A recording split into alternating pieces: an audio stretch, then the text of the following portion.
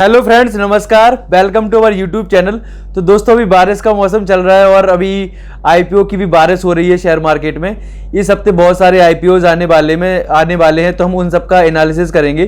तो सबसे पहले बात करते हैं बिंडलैस बायोटेक लिमिटेड के आईपीओ के बारे में।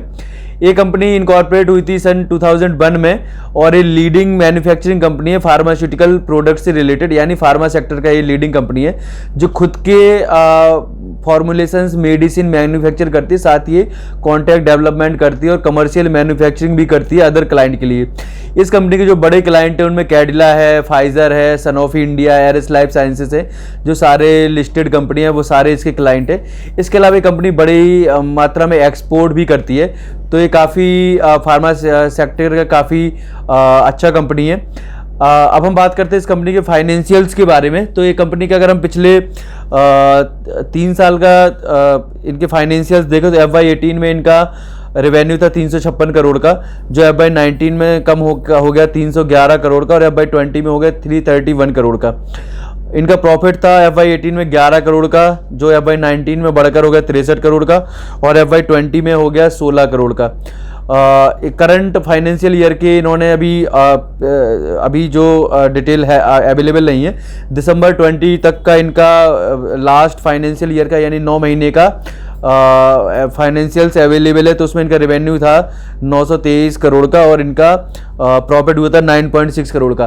तो आप देखोगे तो इनका रेवेन्यू पिछले 3-4 साल से लगभग बराबर है और प्रॉफिट भी उसी रेंज में हो रहा है। अब हम बात करते हैं इस कंपनी के आईपीओ के बारे में। तो इस कंपनी का आईपीओ 4 अगस्त को ओपन हो रहा है, जो 6 अगस्त को क्लोज होगा। इसका प्राइस रेंज है 448 से लेकर 460 रुपये। इसका लॉट साइज है 30 शेयर्स का, यानी कि आपको मिनिमम 30 शेयर्स के लिए एक बिड लगाना है। इस आईपीओ का साइज है 401 करोड़ का, यानी टोटल इस आईपीओ का साइज है 401 करोड़ का। अब हम बात करते हैं कंक्लूजन के बारे में। तो दोस्तों, जैसा आपको पता है कि फार्मा सेक्टर का कंपनी और फार्मा सेक्टर अभी काफ़ी चल रहा है। कोरोना के टाइम से थोड़ा और फार्मा कंपनीज का प्रोडक्ट्स का डिमांड बढ़ा हुआ है, तो सेक्टर वाइज ये काफ़ी ठीक है।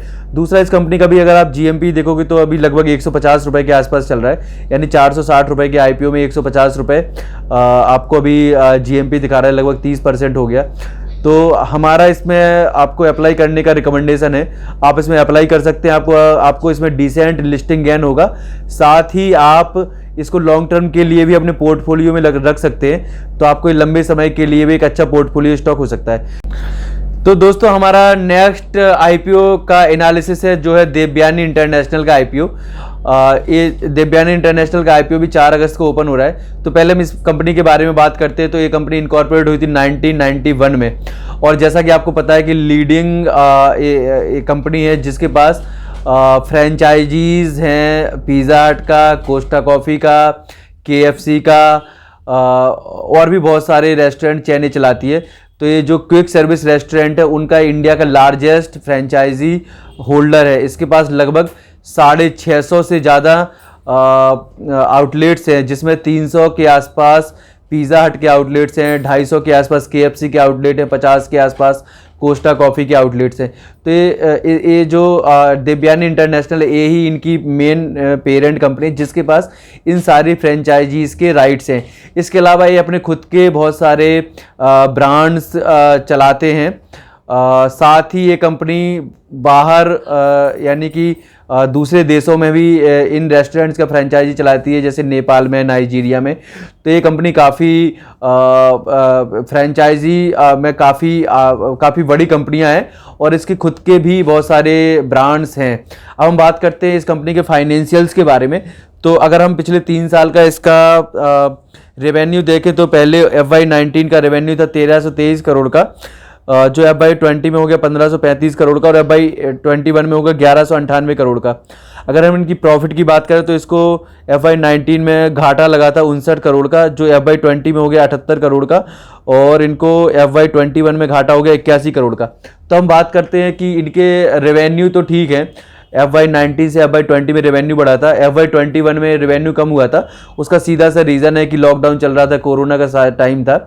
बट ये कंपनी अभी भी लॉस मेकिंग कंपनी है।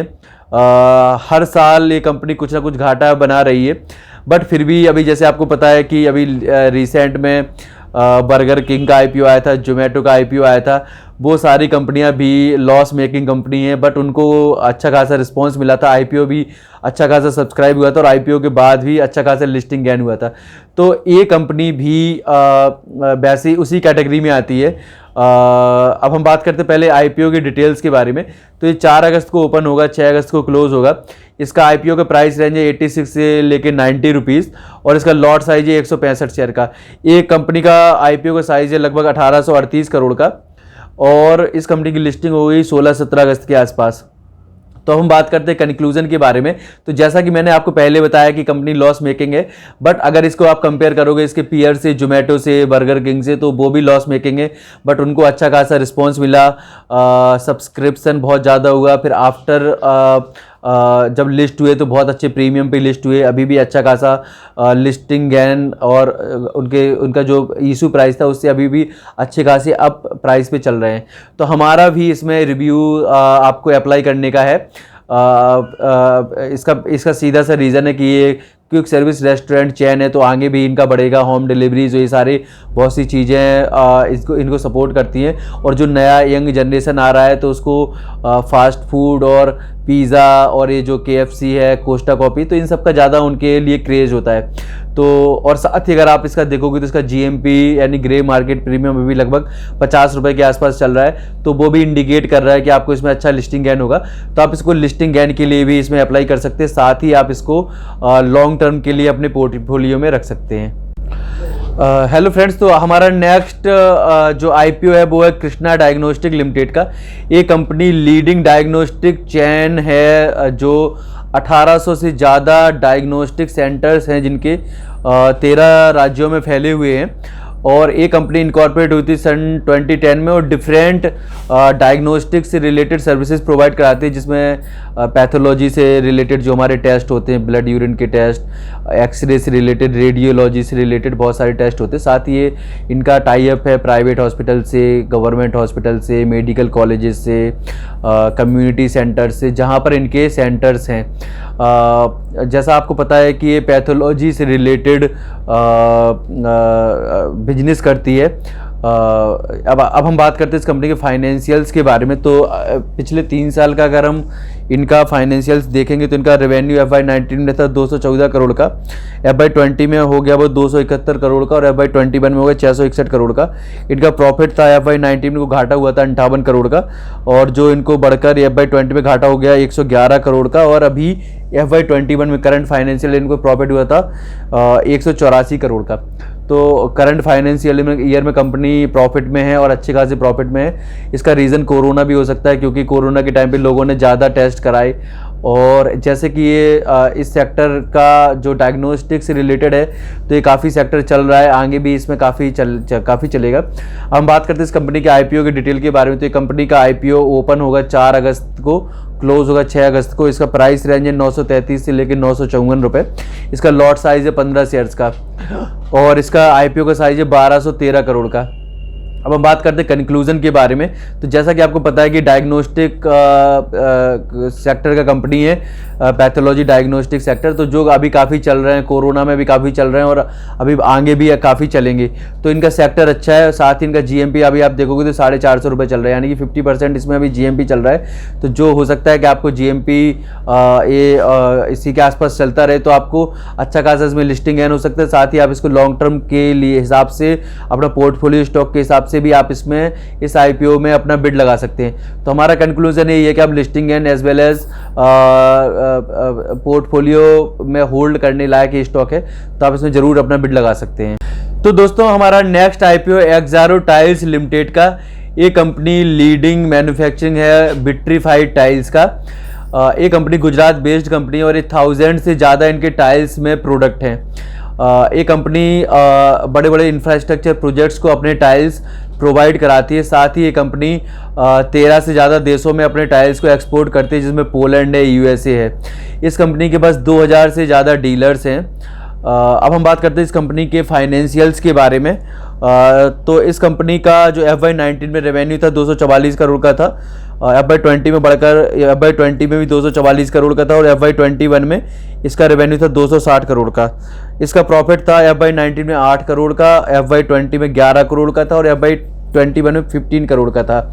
तो इस कंपनी के फाइनेंशियल्स अच्छे हैं, रेवेन्यू बढ़ रहा है, प्रॉफिट भी इनका बढ़ रहा है। ये कंपनी लगभग सभी राज्यों में इसका बिजनेस है, लगभग 27 राज्यों में ये कंपनी बिजनेस करती है।